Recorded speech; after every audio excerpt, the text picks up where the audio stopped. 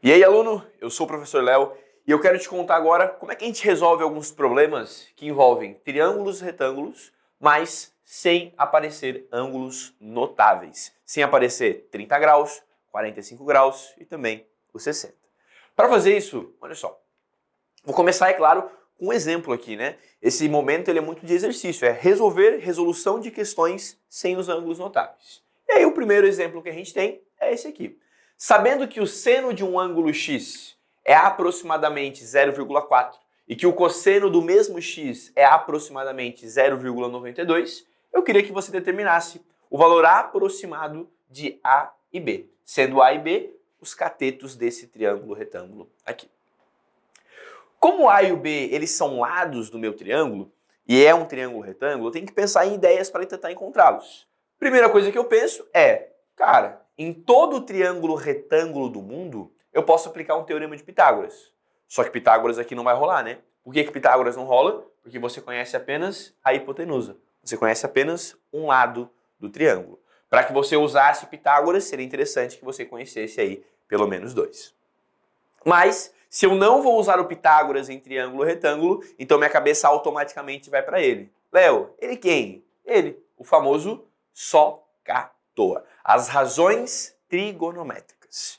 Ok, e aí quando você chega à conclusão que tem que usar um SOHCAHTOA, você tem que decidir quem do SOHCAHTOA você vai utilizar. Se é o seno, se é o cosseno ou se é a tangente. E para fazer isso, eu gosto de responder duas perguntas. Essas duas perguntas são quem eu quero descobrir e quem eu já tenho no meu triângulo. Olha só, aluno.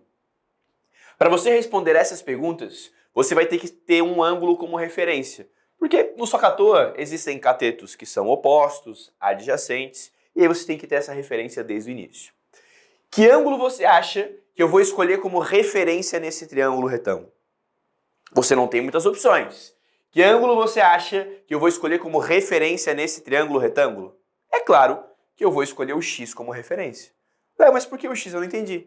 Cara, porque no enunciado você sabe o seno de x e você sabe o cosseno de x. A questão te forneceu isso. E quando é uma questão sem os ângulos notáveis, a chance de ele fornecer um seno e um cosseno desse ângulo estranho é muito forte, é muito alta. Beleza? Se ele não fornecer, aí é porque tem que usar alguma outra estratégia para encontrar o seno e o cosseno, né? Mas aí são outros momentos da matemática. Mas em geral ele fornece quando é um ângulo diferente mesmo. Vamos lá, seguindo. Vou escolher o x como referência.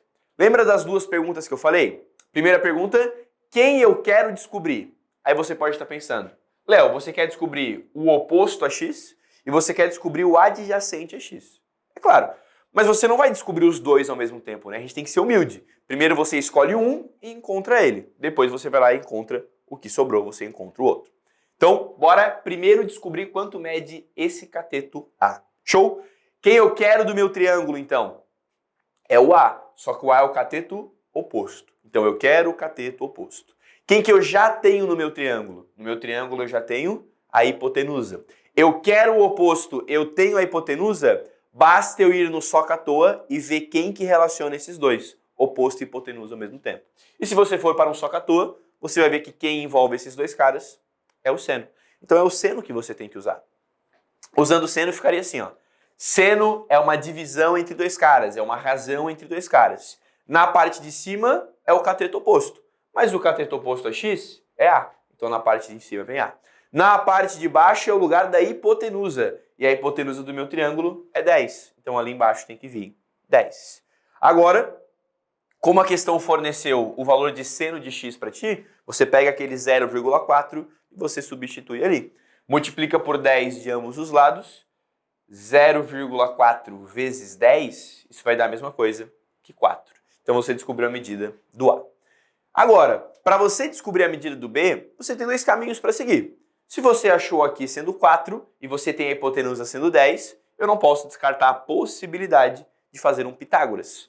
4, 10, faça um pit e você acha quanto vale o B. Mas como essa aula é sobre SOHCAHTOA, eu quero continuar usando o SOHCAHTOA, que também é um caminho possível. Responda as mesmas perguntas comigo, vamos lá? Para achar o B, eu quero saber quem eu quero e quem eu tenho. Vamos, x minha referência ainda. Quem que eu quero do meu triângulo? O B? Não quero que você responda B. Quem eu quero do meu triângulo é o cateto adjacente ao x. Quem eu quero do meu triângulo agora é o cateto adjacente. Ok. Quem que eu já tenho? E você tem duas respostas possíveis. Eu já tenho o oposto, que eu encontrei 4, e eu já tenho a hipotenusa, que eu encontrei 10. Eu só preciso de um deles. Qualquer um que você falar, eu consigo resolver. Qualquer um que você utilizar, vai dar para resolver. O que vai mudar é a razão trigonométrica que eu utilizo. Mas a resposta no final tem que ser a mesma. Então vamos lá. Eu quero o adjacente e eu tenho a hipotenusa. Por que eu vou falar adjacente e hipotenusa? Porque adjacente com hipotenusa vai dar o cosseno. E o cosseno eu tenho no enunciado, ok? Se você falasse adjacente e oposto, adjacente e oposto é a tangente. Aí você teria que usar a tangente que ela não foi fornecida ali. Claro, dá para descobrir, mas a gente quer evitar esses trabalhos desnecessários.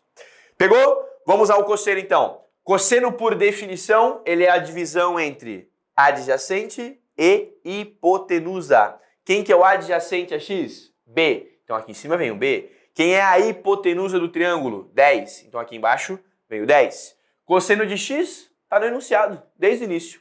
0,92. Aí você troca por 0,92, multiplica por 10 de ambos os lados, e você vai ter que o B é igual a 9,2. Achou os lados do teu triângulo, é só partir pro abraço, está? Perfeito, correto. Segue o baile, vamos. Agora um item da Federal, né? Um item da Universidade Federal de Santa Catarina, que ele falou o seguinte, é verdadeiro ou falso? Não tem desenho, temos que desenhar, itemzinho bem top. Uma rampa com 10 metros de comprimento faz um ângulo de 15 graus com um plano horizontal. Cara, e a dica legal da geometria é sempre essa. É sempre que você for lendo, já vai construindo o teu desenho. Para não ficar uma coisa muito confusa, muito complexa, muitas informações ao mesmo tempo, né? Então tá aí, ó. Temos uma rampa, aí você desenha uma rampa, com 10 metros de comprimento. Aí você bota o comprimento da rampa como sendo 10 metros.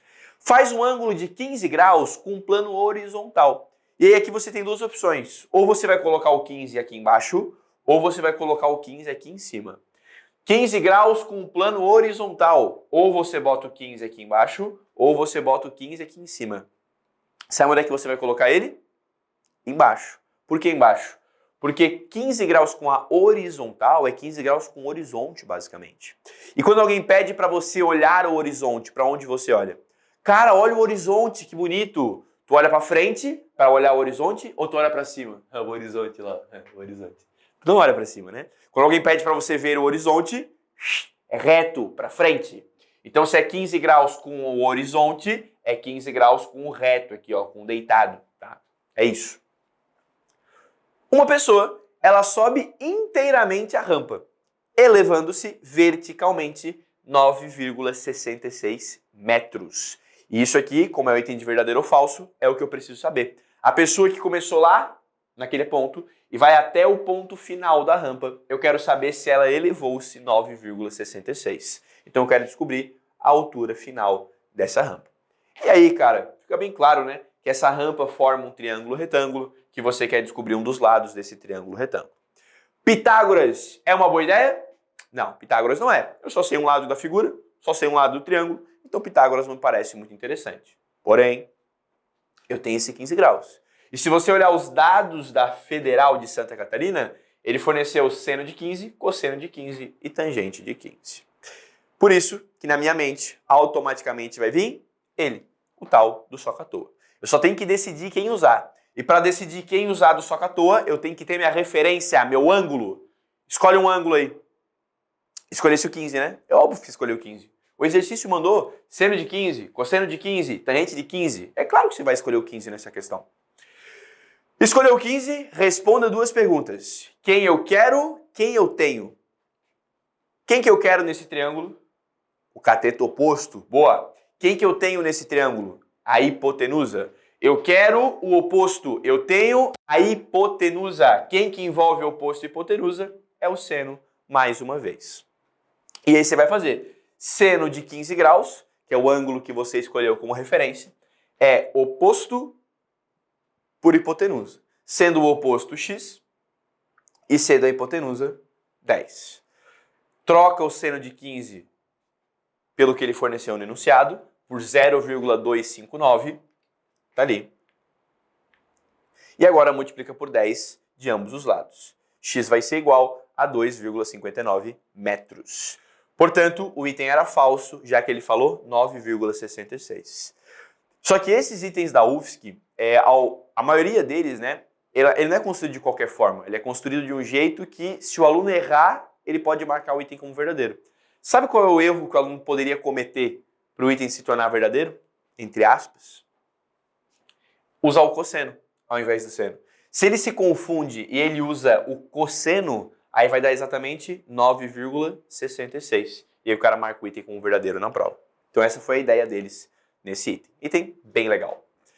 Quem já cobrou algo do tipo também foi o Enem. E contextualizou com a Torre de Pisa, que está localizada na Itália. Assim como muitos outros prédios. Por motivos adversos, sofrem inclinações durante ou após suas construções. Um prédio, quando construído, dispunha-se verticalmente e tinha 60 metros de altura. Tá ali. Ele sofreu uma inclinação de um ângulo alfa e a projeção ortogonal de sua fachada lateral sobre o solo tem a largura medindo 1,8 metro, conforme mostra a figura. Então temos a figura aqui como ele falou, né? O prédio, que tem uma altura de 60 metros e a projeção ortogonal dele aqui de 1,8.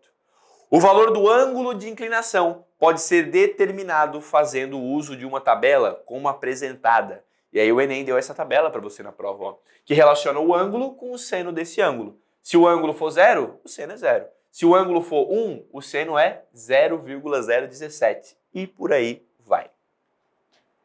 Uma estimativa, então, para o ângulo de inclinação alfa, quando dado em grau, é tal que. E aí ele pede para você a medida desse ângulo alfa aqui de inclinação. Vamos lá. Ampliando as figuras, ampliando a tabela, bora fazer conta. Passo número 1. Desenho foi dado, mas as informações não estão aqui. Lembra que ele falou que o prédio tinha 60 metros de altura? Então você vai colocar que esse prédio tem 60 metros de altura. E além disso, esse ângulo alfa que está aqui, eu vou dar um jeito de colocar ele para dentro desse triângulo retângulo aqui. Quer ver como eu vou fazer isso? Esse lado do prédio é paralelo a esse lado do prédio aqui. Tudo bem? Esse lado do prédio é paralelo a esse lado do prédio. E a gente tem essa transversal aqui, ó. Ok? Você tem duas retas paralelas e você vai ter essa reta que vai passar pelas duas. Ela é uma transversal a essas duas.